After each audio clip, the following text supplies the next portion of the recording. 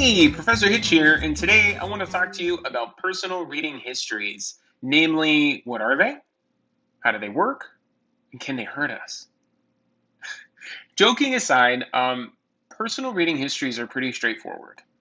They are personal, they're about you, and they are a history of your time reading from when you started until whatever today is for you. Um, the way they look like will depend on the instructions from your teacher.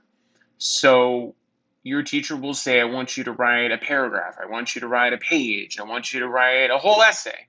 It depends about your personal reading history. And then once you know the length, it just looks like any other narrative that you might write, except this narrative is not about the drinking age. This narrative is not about what you did last summer. This narrative is about your time reading from childhood to now. I think the thing that really needs explaining is not the what actually, but the why.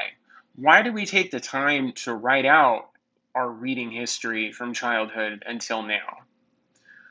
Well, there's a common misconception about reading that it's a lot like riding a bike. Um, you learn how to ride a bike when you're a kid, and then you're done forever. That's the popular conception anyway. That's not actually even completely true, but that's often how society thinks about it. And often society thinks about reading in the same way. You learn when you're a kid, then you're done forever.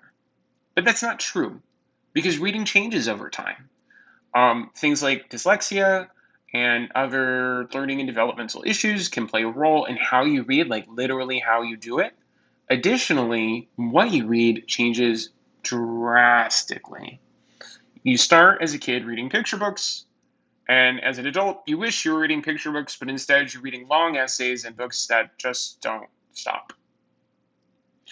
And these changes affect your ability to actually do the reading, right? So if it's more complicated and it's harder, it will be harder, therefore, for you to do the reading. Some students report finding it helpful to think about reading from this perspective. If you're somebody who feels like you just don't mix with reading, for whatever reason, you hate it, you feel like you've always hated it, it may be helpful to trace back where those feelings came from. Have you really always hated it? Or was there a time in grade school when you really loved it? And then after having a really terrible sixth grade teacher, things changed.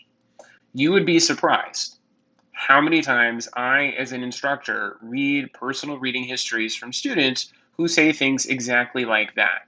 I used to love reading, but, and then something happened. Once you know what that thing is that happened, often that's a thing you can change. If reading is boring to you, you can seek out things that are not boring. If you feel like your vocabulary is behind the curve, there are things you can do to boost up your vocabulary. And depending on the problem, there's often a solution, and that gets us to why you do the personal reading history. It is a metacognitive exercise whereby when you think about how you read, you end up reading better.